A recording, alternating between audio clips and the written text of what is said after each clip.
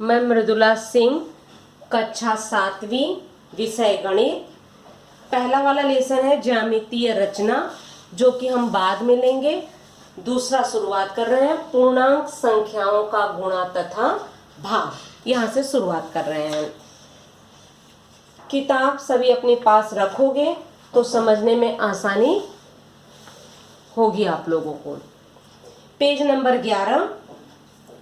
कुछ रिक्त स्थान आपको भरने हैं और ये वाले सवाल जो है छठी में भली भांति अच्छी तरह से बताया गया है। अगर आप ध्यान दिए होंगे तो ये सवाल करने में आपको जो है ज़्यादा समय नहीं लगेंगे और समझना भी बहुत सरल है। जिसको अगर कुछ नहीं समझ में आया तो यहाँ पे जो समझा रहे हैं ध्यान दोगे, आशा करते हैं समझ में आ जाएगा। पहला वाला सवाल, रिक्त स्थानों की पूर्ति करो। पहला 5 धन 7, 5 और 7 जोड़ो, कितना हुआ 12। 10 धन ऋण 5, अब इसको जरा रफ में समझा रहे हैं। 10 धन ऋण 5, बच्चों ध्यान दोगे। 10 धन ऋण, यहाँ पे 2 चिन्ह आ गए हैं। जब 2 चिन्ह आ जाए पहले चिन्हों का आप गुणा कर दोगे। धन और ऋण मिलके क्या होता है ऋण, तो ये लिखोगे यहाँ का 10, धन और ऋण मिलके हो गया ऋण, ये वाला 5 उतारोगे। अब 10 में से 5 घटा दिए, कितना आया आंसर 5। तो यहाँ आंसर क्या लिखोगे 5। और डायरेक्ट अगर करने जाओगे 10 धन ऋण 5, कुछ लोग 15 लिख देंगे, वही सवाल गलत हो जाता है। यहाँ पे कह रहा है 10 में धन है जोड़ोगे ऋण 5। अब संख्या रेखा से तो थोड़ा समझाते हैं। संख्या रेखा बीचों बीच 0, बाईं साइड ऋणात्मक, दाईं साइड धनात्मक। अब दाहिनी साइड धनात्मक, यहाँ पे ऋणात्मक की साइड चलेगा बाईं ओर। 10 पे आ गए। अब कह रहा है ऋण 5 जोड़ना है, तो ऋणात्मक संख्या बाईं साइड है, तो यहाँ पे 1 2 3 4 5, 5 घटा दिए तो कितना बचा 5। तो आंसर यहाँ पे आपका आ गया 5। या तो संख्या रेखा से समझो, संख्या रेखा से ना समझ में आए तो इसके इस्तेमाल करोगे तो समझ में आ जाएंगे। बार बार सवाल करते रहोगे तो समझ में आ जाएंगे। और बच्चे ध्यान देंगे कि वीडियो जो है आधे पे ही रोक के सवाल हल नहीं करोगे, क्योंकि ये जो समझाते हैं कुछ बच्चे अपनी कॉपी में वो भी लिखना चालू कर देते हैं। जब पूरा जो हमारा खत्म हो जाएगा हम सामने से कहेंगे अब बच्चों जो है आपको लिखना है, तभी लिखोगे। बीच में ही लिखना शुरुआत नहीं करोगे, अंत तक पूरा वीडियो ध्यान से देखोगे, जल्दबाजी बिल्कुल नहीं करना है। यहाँ पे देखोगे ऋण 4 धन 3, खाली जगह भरना है। एक संख्या धन एक संख्या ऋण रहे, कहा गया है घटा दोगे। एक संख्या धन एक संख्या ऋण रहे, घटाना है। 4 में से 3 घटाए 1। घटाने के बाद देखोगे अंक कौन सा बड़ा है 4, उसके आगे ऋण चिन्ह है, ऋण लगाओगे तो यहाँ पे आंसर होगा ऋण 1। अब यहाँ पे देखोगे चौथा ऋण 7 धन ऋण 2, जल्दबाजी बिल्कुल नहीं, यहाँ पे 2 चिन्ह आ गए हैं। ऋण 7 धन और ऋण मिलके क्या हो जाता है ऋण, फिर लिखोगे 2 बराबर, दोनों ऋणात्मक हैं। यहाँ दोनों ऋणात्मक का गुणा नहीं कर रहे हो, जरा ध्यान दोगे बच्चों, दोनों ऋणात्मक जोड़ रहे हो। ऋण 7 ऋण 2, तो ऋण चिन्ह लगा दो, इन दोनों अंकों को जोड़ दो, 7 और 2 9, तो यहाँ होगा आंसर ऋण 9। चिन्ह के साथ लिखोगे ऋण 9। अगर चिन्ह नहीं लगाए 9 लिख दिए तो आपका नंबर वहीं कट जाएगा। अब आ जाओगे 5वां वाला सवाल। 5वें वाले सवाल में क्या है जरा देखोगे ध्यान से। 5वां वाला है धन 8 माइनस धन 3। धन 8, पहला अंक अगर धनात्मक है, आगे धन चिन्ह लगाया है, तो आप धन नहीं भी लिखोगे तो धनात्मक मान लिया जाता है। यहाँ पे 2 चिन्ह है, इसके पहले हम लोग किए थे। धन और ऋण मिलके हो गया ऋण, ऋण धन या धन ऋण, दोनों मिलके ऋण ही होता है। अब कहोगे ऐसे धन और ऋण मिलके क्या होगा ऋण, ऋण और धन मिलके क्या होगा ऋण, मतलब दोनों का मतलब है ऋणात्मक। गुणा कर रहे हो किसका, चिन्हों का। ऋण हो गया 3, 8 में से 3 घटाओ 5। अब आप लोगों से कहा गया है एक संख्या धन एक संख्या ऋण रहे, घटाते हैं, घटा दिए। घटाने के बाद अंक बड़ा कौन सा है 8, उसके आगे आगे देखना है, पीछे नहीं जाओगे। कुछ नहीं है, तो कुछ नहीं है तो धनात्मक है, या तो धन चिन्ह लगाओ, नहीं भी लगाओगे तो धन 5 मान लिया जाता है। छठा वाला सवाल, धन 8 माइनस -3। अब यहाँ पे देखोगे दो चिन्ह आपस में टकराए तो धन 8 है, पहला अंक है तो इसको लिखोगे 8। अगर यहाँ ऋण होता तो ऋण लगाते, ऋण और ऋण मिलके क्या हो जाएगा धन 3। 8 और 3 जोड़ोगे कितना हुआ 11, तो यहाँ पे लिखोगे 11। ये पहला वाला सवाल जो है रिक्त स्थानों की पूर्ति कंप्लीट हो गई। अब जो है दूसरा वाला सवाल देखोगे, ये तीनों जो है आपकी खाली जगह है, खाली थोड़ा सा जो है आपको दिमाग लगाने की जरूरत है। रिक्त स्थानों की पूर्ति करो। बीच में बच्चों यहाँ दिया गया है 3, बोल रहा है कि सभी का आंसर 3 आएगा। कुछ अंक दिए गए हैं उसमें कि क्या जोड़ोगे क्या घटाओगे, घटाने के बाद वो अंक प्राप्त होना चाहिए। कहीं से भी शुरुआत करें, यहाँ से, लेकिन ये 6 खाली जगह भरना है। जरा ध्यान दोगे, यहाँ ऋण 6 है, हमें उत्तर क्या चाहिए 3। 3 के आगे चिन्ह दिया गया है बिल्कुल नहीं, तो ये धन 3 है। ऋण 6 में कितना संख्या जोड़ोगे या घटाओगे, धन 3 आना चाहिए। अब कुछ लोग बोलेंगे टीचर यहाँ पे 6 में से 3 घटा दो तो 3 आ जाएगा, लेकिन बच्चा यहाँ पे ऋण 6 है, ऋण 6 है तो आपको क्या कहा गया है, एक संख्या धन एक संख्या ऋण रहे तो हम घटाते हैं, फिर जो अंक बड़ा रहता है उसके आगे जो चिन्ह लगाते हैं वो चिन्ह लगेगा। तो यहाँ पे हमारा जो है अंक जो है धनात्मक में आना चाहिए, तो ही ना धन और ऋण मिलके जो है एक संख्या धन एक संख्या ऋण है तो हम घटा देंगे, अंक यहाँ का बड़ा होना चाहिए। अब विचार करोगे कि कौन सा अंक है उसमें से हम 6 घटा दें तो 3 आंसर आ जाएगा। सोचो जरा, 9 अंक है, 9 में से 6 घटाएंगे 3 आएगा। कहोगे टीचर यहाँ धन दिया गया है, हाँ धन दिया गया है, लेकिन यहाँ 6 है ना, तो ऋण 6 धन 9, एक संख्या धन एक संख्या ऋण, हम घटाते हैं। 9 में से 6 घटाए 3, घटाने के बाद क्या देखते हैं कौन सा अंक बड़ा है 9, उसके आगे कौन सा चिन्ह है धन, तो यहाँ पे धन 3। तो धन 3 की प्रथा नहीं है कि धन नहीं भी लिखोगे तो माना जाता है, तो यहाँ पे क्या आंसर आएगा 9। अब 4 में से कितना अंक घटाया जाए, आंसर जो है आपका 3 आना चाहिए। ये तो काफी सरल है बच्चा, कितना अंक घटाओगे 3 आएगा, एक अंक घटाओगे, यहाँ पे लिख दो 1। 7 में कितना अंक जोड़ोगे 3 आएगा। अब जरा ध्यान दोगे, बड़ा सुंदर सवाल है। 7 कहोगे 3 तो छोटा अंक है, 7 में कितना अंक जोड़ोगे 3 आएगा। तो ये वाला सवाल किया ना धन और ऋण वाला, तो यहाँ पे अंदर वाला ऋण लगा हुए, धन और ऋण मिलके क्या होता है ऋण।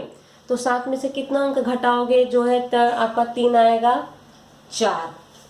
अब जरा इस पे ध्यान दो, यहाँ धन दिया गया था, इसमें क्या भरोगे ऋण 4, धन और ऋण मिलके क्या हो जाता है ऋण 4। 7 में से 4 घटाओगे 3, तो इस कोष्टक में भरोगे ऋण 4। अब आ जाओ इस पे, ऋण 5 में कह रहा है ऋण घटाना है कि 3 आए। अब ऋण में से ऋण घटाओगे तो अंक बढ़ेगा, तो अंदर कोष्टक में थोड़ा दिमाग लगाओगे, ऋण और ऋण मिलके क्या होगा धन होगा, तो अंदर भी हमारा ऋणात्मक अंक होगा। जरा ध्यान दोगे, ऋण 5 ऋण, यहाँ पे क्या अंक आएगा, तो यहाँ पे हम जो है क्या लिखेंगे ऋण 2 लिखोगे। अगर ऋण 2 लिखोगे, ऋण और ऋण धन हो गया, -5 धन 2, तो आंसर तो ऋण 3 आ रहा है, हमें तो धन की आवश्यकता है, तो ये वाला अंक हमारा थोड़ा ज्यादा होना चाहिए। अब जो है अंक का जोड़ो कितना होगा, 5 और 3 8 हो गए, तो 8। अब जरा देखो चेक करो 3 आते हैं आंसर।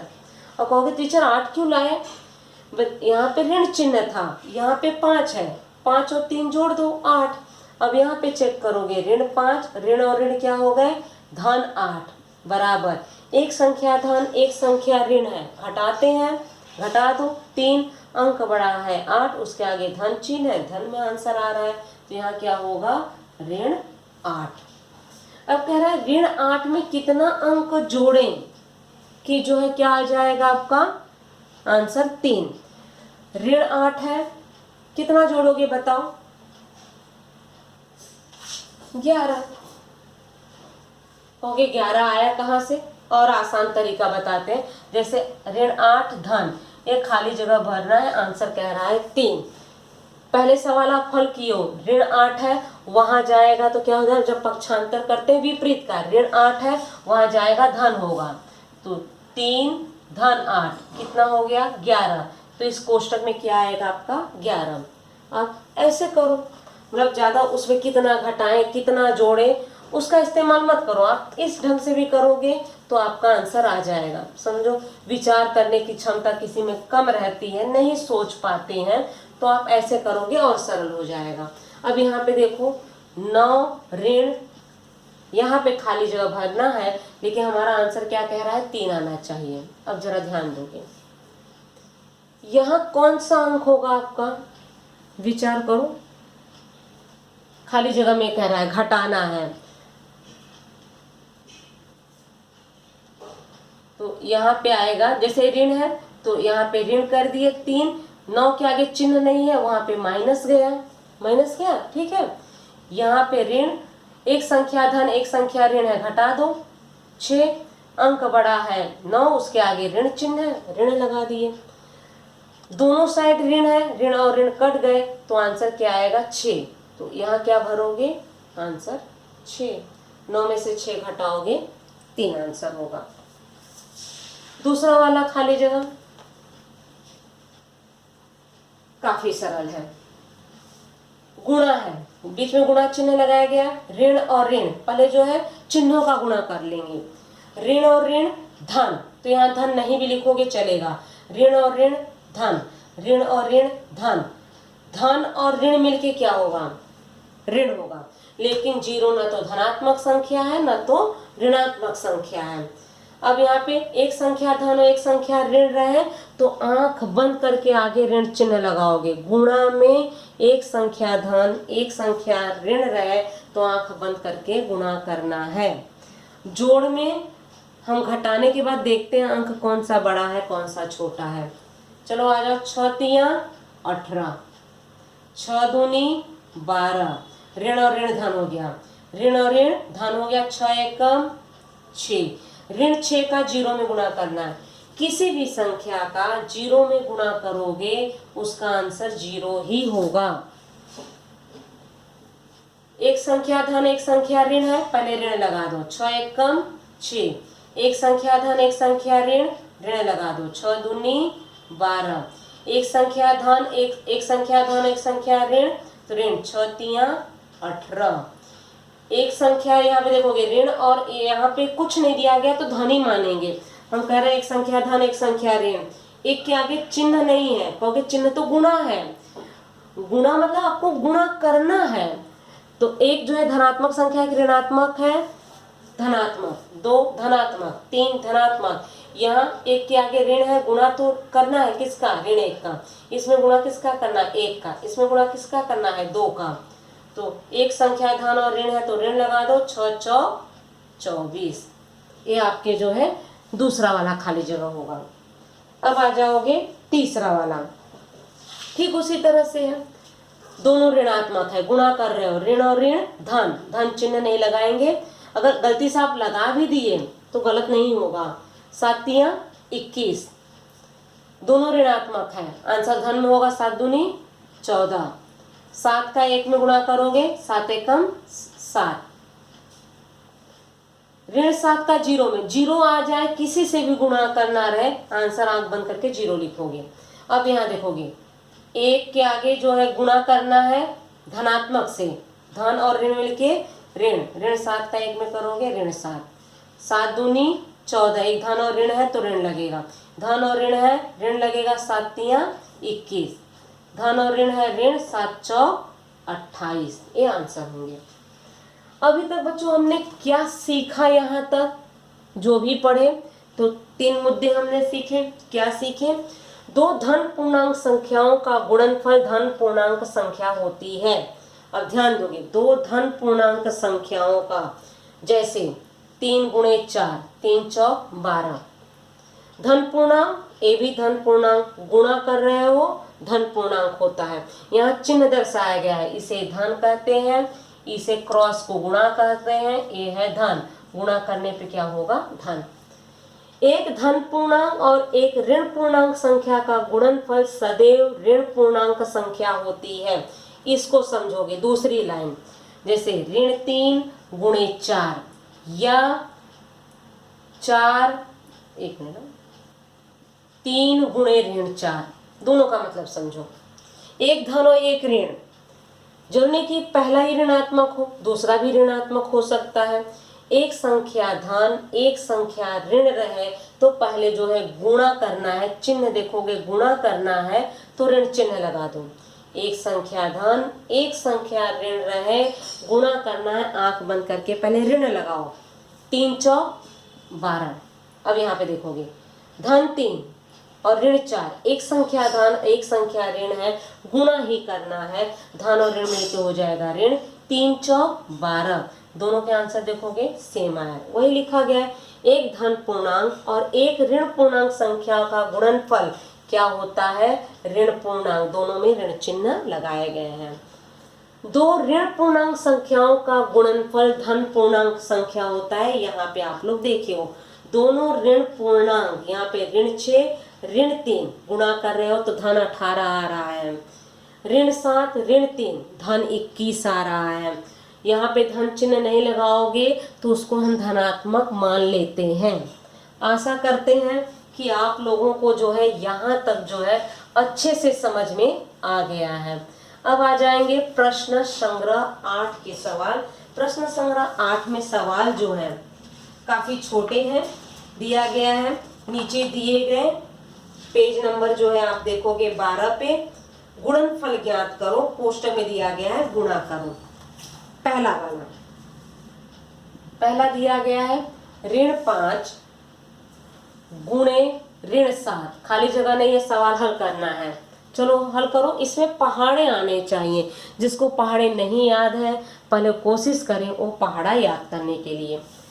ऋण और ऋण, पहले चिन्ह देखोगे, दो ऋणात्मक का जो है गुणा करने पे क्या होगा? ऋण और ऋण धन, धन लगाओ, नहीं भी लगाओगे चलेगा। गुणा कर दो, 5 सते 35। आ जाओ दूसरा सवाल। दूसरा है ऋण 9 गुणे 6, कोष्टक लगाया गया। एक कंफ्यूज करने के लिए कभी कभी कोष्टक लगा भी देते हैं। अगर यहाँ कोष्टक नहीं भी लगाते तो आपको धनात्मक ही मानना होता। चलो गुणा करो। एक संख्या धन एक संख्या ऋण, पहले चिन्ह ध्यान से देखोगे, धन और ऋण है, ऋण कर दो। 9 छक, 9 का पहाड़ा 6 बार पढ़ो, 9 छक 54, या 6 का पहाड़ा 9 बार पढ़ो, वही आएगा 6 9 54, 9 छक 54। 9 का पहाड़ा, अगर 9 का पहाड़ा पढ़ रहे हो 6 बार, 6 का पहाड़ा पढ़ रहे हो 9 बार, आंसर वही होगा। तीसरा 9 गुणे ऋण 4, एक संख्या धन, 9 के आगे यहाँ कहीं ऋण नहीं दिख रहा है, धनात्मक होगा, धन और ऋण मिलके क्या हो जाएगा? ऋण। 9 चौक 36, 4 9 36। कैसे भी पहाड़े पढ़ो, इन्हीं दोनों अंकों के बीच में पहाड़े पढ़ना है। चौथा 8 गुणे ऋण 7, यहाँ पे कोष्टक दिया गया है, एक संख्या धन एक संख्या ऋण है, ऋण कर दो। 8 सते 56,